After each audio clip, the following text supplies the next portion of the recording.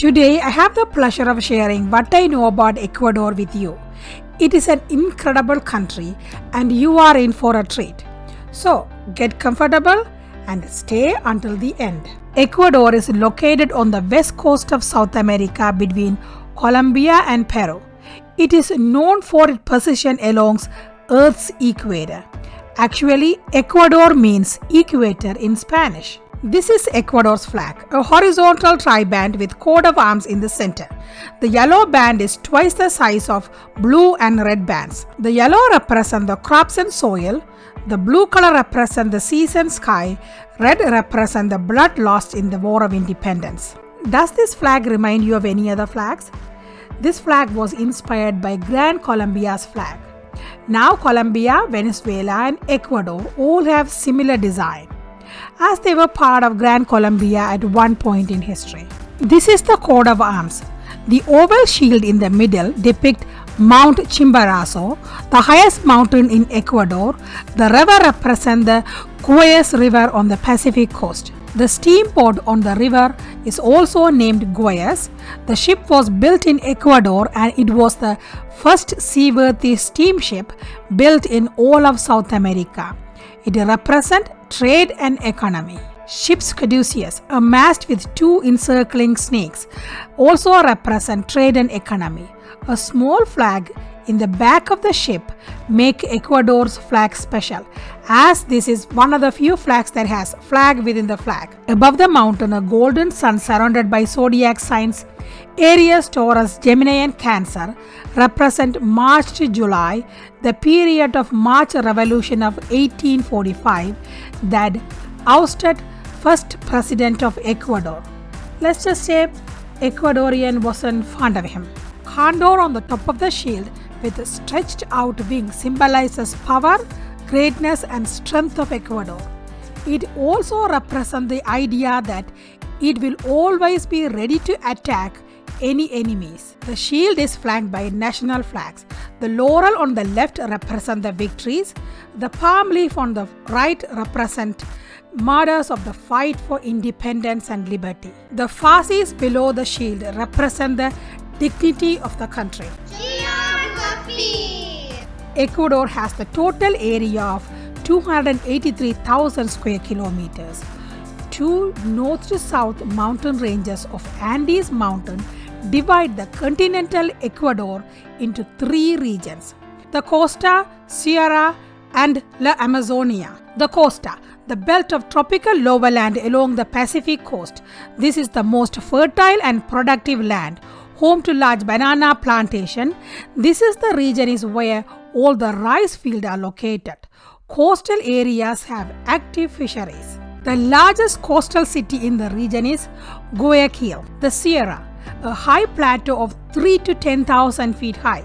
This land contains most Ecuador volcanic and snow-capped peaks.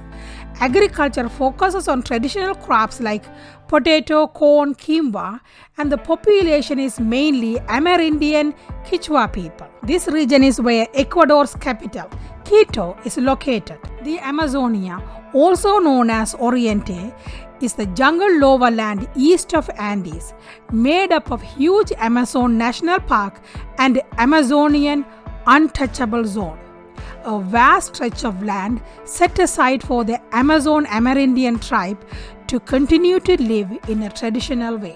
This area covers the largest petroleum reserve in Ecuador. Amazonia covers about half of the country. The population is primarily mixed Amerindian. There are numerous tribes live in the deep jungle with very little or no contact with the outside world. Ecuador's territory also includes some islands in the Pacific Ocean.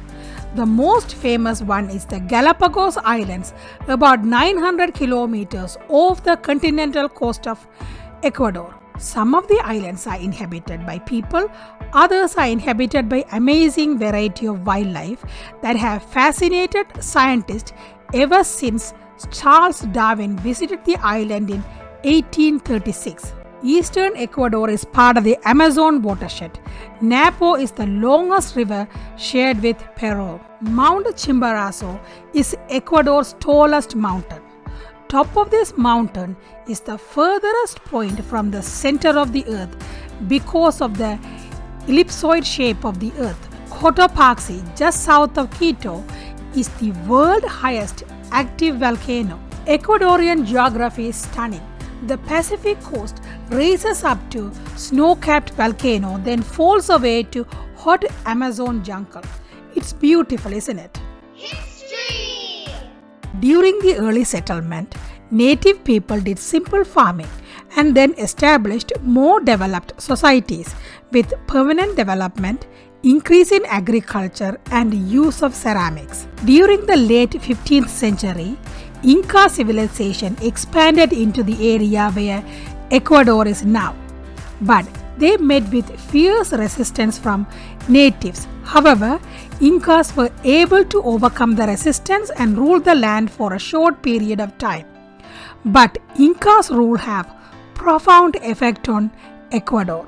The Spaniard first sighted the coast of Ecuador in 1526. Incas resisted the conquest, but Spaniard eventually crushed them and established their first settlement in 1534 at Quito. The diseases brought on by Spaniard killed many native people as they didn't have any immunity to them. The remaining were forced to work in the plantation as slaves. As the plantation grew, they imported slaves from Africa to work in them. In the 16th and 17th centuries, Ecuador was ruled as part of Viceroyalty of Peru. In 1563, it gained some autonomy and Quito became a capital. But it always been part of Viceroyalty of Peru or Viceroyalty of Nueva Granada until the mid-18th century. With all the back and forth with Viceroyalty, Ecuador suffered economic recession in the 18th century. Ecuadorians, like many other South Americans, were not happy with Spanish rule. So, with the help of Simón Bolívar's army, Ecuadorian won the Battle of Pichincha on May 24, 1822 and declared independence. After the independence, Ecuador joined Grand Colombia. However, 8 years later withdrew from Grand Colombia and became an autonomous nation with Venezuelan-born General José Flores as their first president. He was under the Spanish influence, so March Revolution of 1845 took him out of power. After the revolution, the country was split on how to proceed. Gabriel Moreno brought the country together and became their president in 1861. Moreno was a conservative and ruled with heavy hand, but he restored order and promoted economic development. However, he was assassinated in 1875 and the country fell under dictatorship until 1884. Ecuador was doing very well in the late 19th and early 20th century. But like the rest of the world, Ecuador suffered economic depression in the 1930s. On top of that, Peru invaded and occupied southern part of Ecuador in 1941. The following year, Ecuador surrendered some of its territories to Peru. The late 40s saw economic rebound and banana became the top cash crop. In 1963, another political turmoil started with a military rule and lasted for 16 years on and off. Democracy was returned to Ecuador in 1979. Oil was discovered in 1967 and soon became Ecuador's main export, and the 70s were good. However, the 80s saw oil price fell down significantly, resulted in high unemployment and inflation. In January 2000, a coup led by indigenous people and the soldiers removed the president Jamal Mahawad and installed Vice President Gustavo Noboa as the president. This move proved to be a good one, and under his rule, the recovery of Ecuador began. Meanwhile, there was another war with Peru over the borders. The fight began in 1995, ended in 1998 with the peace treaty. So far, the 21st century seems to be good for Ecuador. The politics is kind of stable, poverty is declining, and economy is growing. This is good for Ecuador. On this note, let's go check out how the Ecuadorians live. People and culture. Ecuador's population is just over 17 million. Most of them are mestizos. They are the descendants of Amerindians and European parents, typically Spanish. Mestizo people live in the countryside of coastal Ecuador, are called Montubios. They count for about 7% of the population and recognized as a distinct ethnic group. They are known for ranching and rodeos, cowboys. The Afro-Ecuadorians like mulattoes and Zambos account for another 7% of the population. Amerindians account for 7% of the current population. It includes many different tribes. Euro-Ecuadorian account for 6.5% of the population. Most of them are from Spain, but it also includes people from Italy, Germany, France, and Switzerland. Ecuador is also home to a small population of Asians from Lebanon, Palestine, Japan, and China. Most Ecuadorians are religious and Christians, mostly Roman Catholics.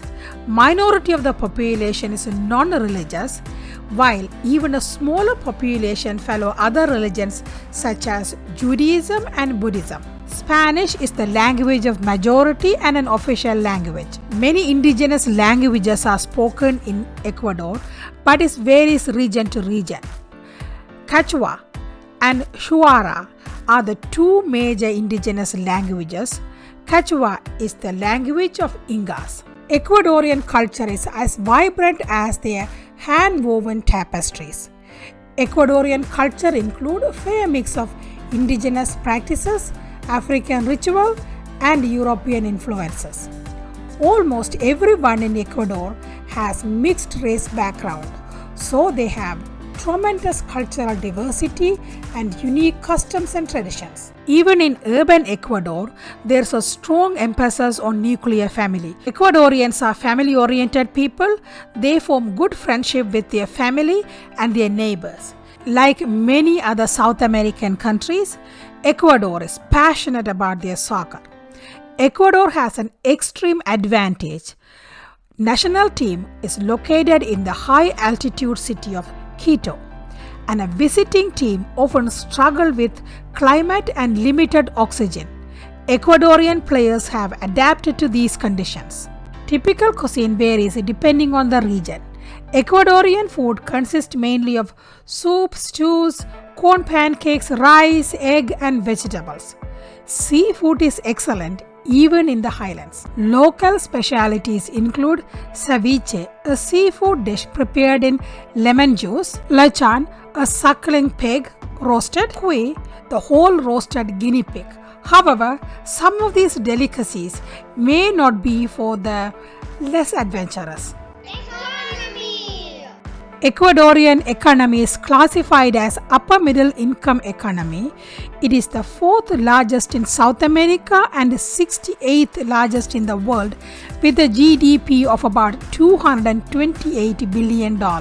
Even though Ecuador's economy is growing, there are still quarter of its population live below poverty line. Ecuadorian economy significantly rely on exports of oil.